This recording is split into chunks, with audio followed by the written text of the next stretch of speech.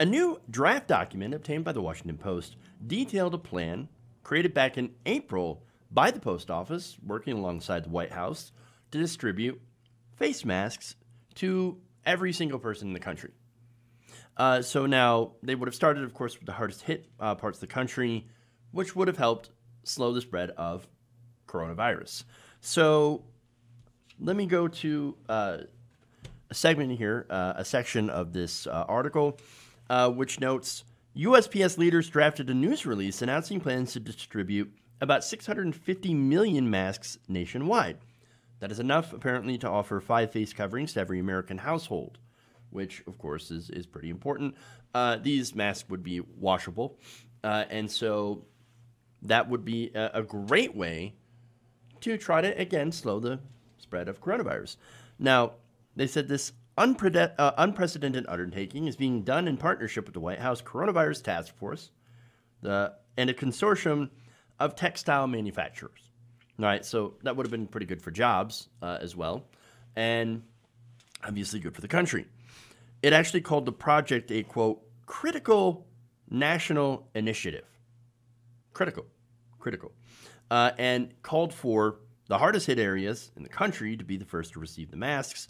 The service specifically identified Orleans and Jefferson parishes in Louisiana as the first areas to receive these coverings, and delivery shortly thereafter to King County, Washington, Wayne County, Michigan, and New York, according to the unearthed document, which was labeled a draft. So it's a draft, and actually the plan was pretty close to completion. So what happened to this quote-unquote critical national initiative? Well, the White House killed it. Top administration officials. Now, why did that happen? Well, according to one administration official talking to the Washington Post, there was concern from some in the White House Domestic Policy Council and the Office of the Vice President that households receiving masks might create concern or panic. Well, I mean, over 6 million people infected in the country, over 200,000 Americans dead. Yeah, it turns out there is some reason to panic. And of course, we know Donald Trump knew about this. He knew about this and downplayed it. Remember, back in February, thanks to the Bob Woodward tapes, he tells him that the virus, as he was, after he had talked to President Xi of China, said that this was more deadly than the flu. So there he is, back in February, admitting, hey, man, look, this thing is really, really dangerous. It is more dangerous than the flu, despite the fact that me and a bunch of other people are saying, don't worry about it. It's just like the flu.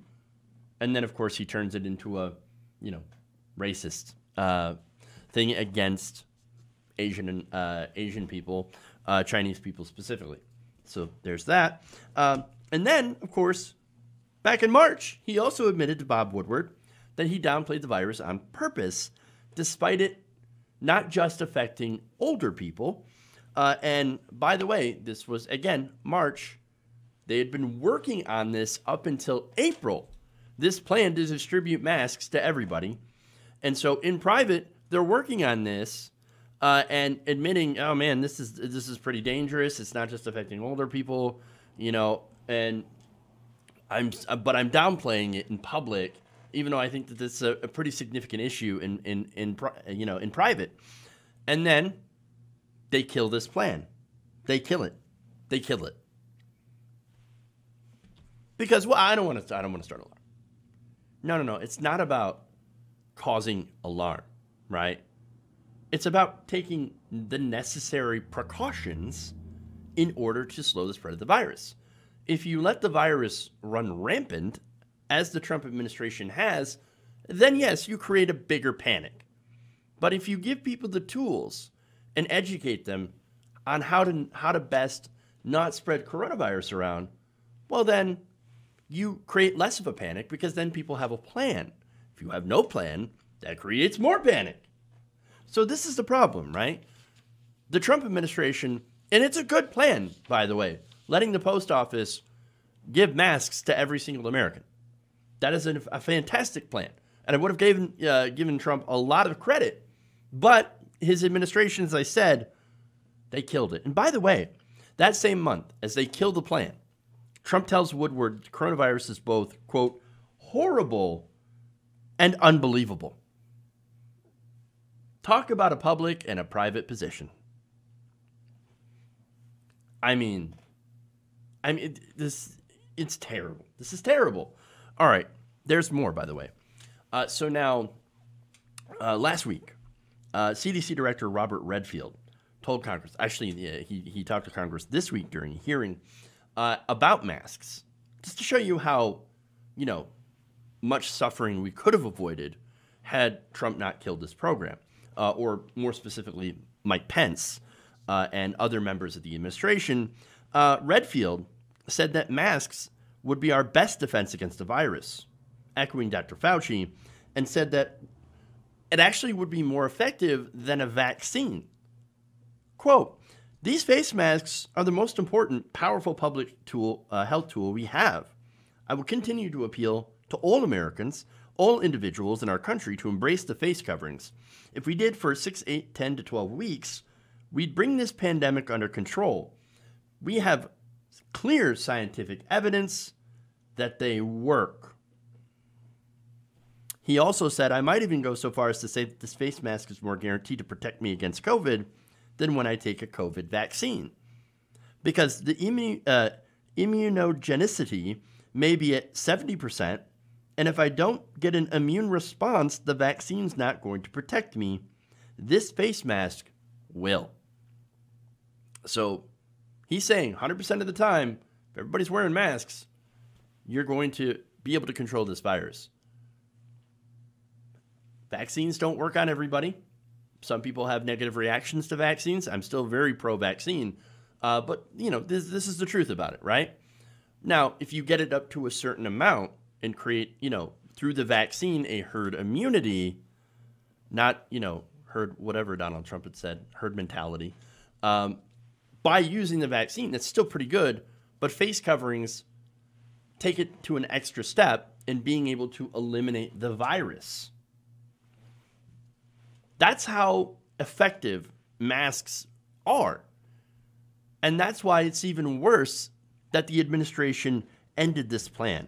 And by the way, again, according to research, we've known that face masks were incredibly useful in stopping this virus since at least April, perhaps sooner, meaning that the administration had all the knowledge since then and yet refused to enact this plan. Refused, absolutely. And let me tell you who's exactly at fault here. The White House Domestic Policy Council, which killed the initiative, includes President Trump, Vice President Mike Pence, Acting Director Brooke Rollins, and also most of Donald Trump's cabinet. So all of those people, the blood of thousands is on their hands, and thousands more who will die as a result of this and the fact that the president continues to tell people in town halls, for example, that some people say that masks are not good. He said that on Tuesday. On Tuesday, he's still talking about how masks are not good, and even tried to blame Joe Biden for not having a national mask mandate. Joe Biden is not president of the United States. He's not in power. He's not in Congress. No, it's Republicans in Congress, in the Senate specifically, and Donald Trump in the White House. The fault lies on them. It's amazing. Look, here's the thing. All the bullshit about the president saying, well, I just didn't want to create a panic, right? No. You wanted to ensure that you got reelected. So you wanted to reopen businesses as soon as possible, as fast as possible, right? So that the economy, what you think the economy is, understand that Donald Trump doesn't know anything about pretty much anything, right? Donald Trump thinks the economy is the stock market. So the only time that Congress, by the way, did anything and passed the CARES Act is when the economy was, I should say the stock market was tanking. Once the stock market stabilized, nobody's hair was on fire anymore when it came to Congress. Everybody's like, oh, problem solved. even though 40 million people are unemployed now, over 200,000 people have died, and numerous people are, I should say, small businesses are shutting down as well. And so, look, he doesn't care about any of that. All he cares about is the stock market because he has investments in the stock market, and the mistaken idea that, oh, well, if the stock market's doing good, that means the economy's doing good, and that means I'm going to win re-election. That's all what it is. That's all what it is, right? He doesn't give a damn about you, right? If you die, he doesn't care. All he wants to do is win and continue to make money. He's a narcissistic piece of crap and should be held accountable, as well as Mike Pence and the rest of the others, for the deaths of those who died under his watch because of his bullshit inaction.